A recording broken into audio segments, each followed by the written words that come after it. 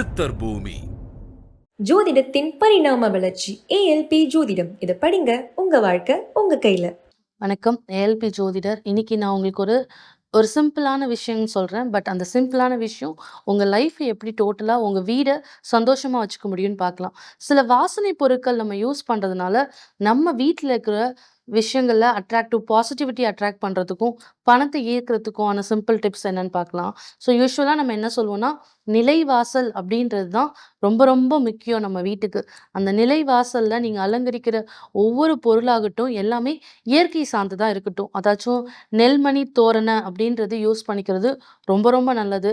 வாசலில் மஞ்சள் தெளித்து குங்குமம்லாம் வச்சு கோலம் போட்டுட்டு, இது மட்டும் இல்லாமல் உருளி வைக்கிறதுன்றது இந்த காலத்தில் வந்த ட்ரெண்டிங் விஷயம் இல்லை, அப்போலேருந்தே நம்ம யூஸ் பண்ணிகிட்டு இருக்கோம். ஸோ அந்த உருளியில் ஃப்ரெஷ்ஷான பூக்கள் போடுறதுமே நல்ல ஒரு பாசிட்டிவிட்டியை கொடுக்கும்.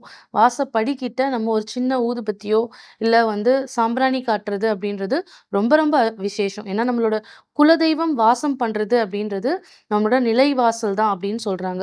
ஸோ நம்ம வீட்டுக்குள்ளே என்ட்ரு ஆகும்போது பார்த்திங்கன்னா டெய்லி விளக்கேற்றுறதுன்றது ரொம்ப ரொம்ப நல்லது. அது மட்டும் இல்லாமல் இப்போ நிறைய எலக்ட்ரானிக் டிவைசஸ்லாம் வந்திருக்கு.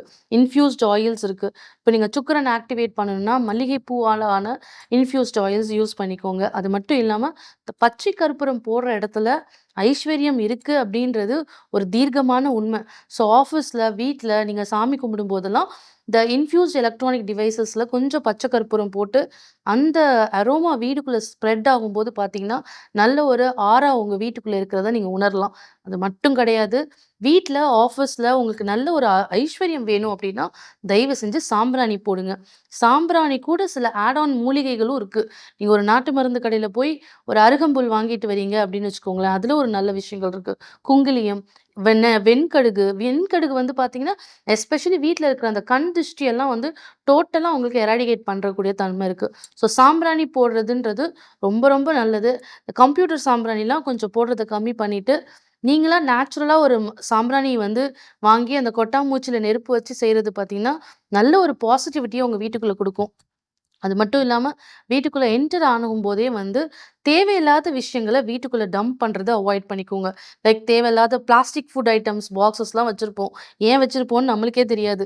அந்த மாதிரி விஷயங்கள் எல்லாமே அப்புறப்படுத்திடுங்க. வீட்டில் என்ன தேவையான பொருட்களோ அதை மட்டும் வச்சுக்கோங்க. தேவையில்லாத பொருட்களை கையோடு நம்ம யாருக்கு உபயோகமாக இருக்குமோ அவங்களுக்கு கொடுத்துருங்க.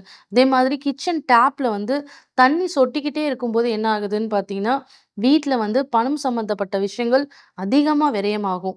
ஸோ இந்த மாதிரி சின்ன சின்ன விஷயங்களை நீங்கள் பார்த்து பார்த்து செய்யும்போது அதே மாதிரி வீடு ரொம்ப நெகட்டிவிட்டியாக இருக்கும். சில பேரால் சுத்தமாக விளக்கே ஏற்ற முடியலம்பாங்க. அந்த மாதிரி இருக்கவங்களுக்குலாம் நம்ம என்ன சொல்லுவோம்னா அப்படின்னா, நீங்கள் வீடு துடைக்கும் போது கொஞ்சமாக பச்சை கற்பூரம் போட்டுட்டு மஞ்சள், கல்லுப்பு, வேப்பிலை இதெல்லாம் போட்டுட்டு நீங்கள் போடும்போது பார்த்தீங்கன்னா வீட்டில் இருக்கிற ஒரு பளிச்சுன்னு ஒரு மாதிரி பிரகாசமாக இருக்கும் வீடு.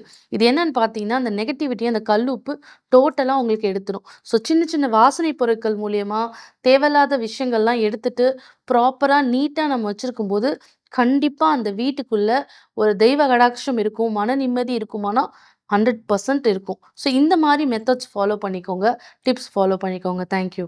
ஜோதிடத்தின் பரிணாம வளர்ச்சி. ஏஎல்பி ஜோதிடம். இதை படிங்க, உங்க வாழ்க்கை உங்க கையில. சித்தர் பூமி.